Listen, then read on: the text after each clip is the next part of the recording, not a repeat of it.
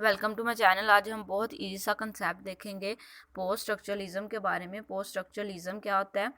Post structuralism is a philosophical movement of 20th century. ये 20th century का philosophical movement है। Philosophy जैसे कि हमने अपने प्रीवियस वीडियोस में भी डिस्कस किया था, जिसमें हम क्या करते हैं, हम ट्रुथ के बारे में सर्च करते हैं। It focus mainly on language as a system in constant change. और इसमें क्या करते हैं, हम मेनली फोकस करते हैं लैंग्वेज पे, जो कि क्या एक कांस्टेंट सिस्टम, चेंज का एक कांस्टेंट सिस्टम है।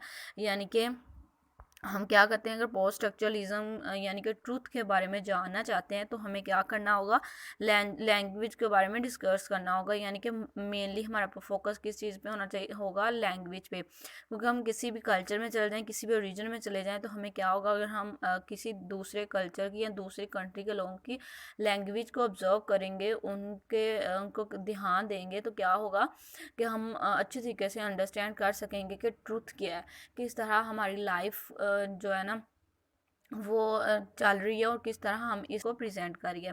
और इसका सिर्फ सिंपली मेन ये है कि आप लैंग्वेज पे फोकस करें।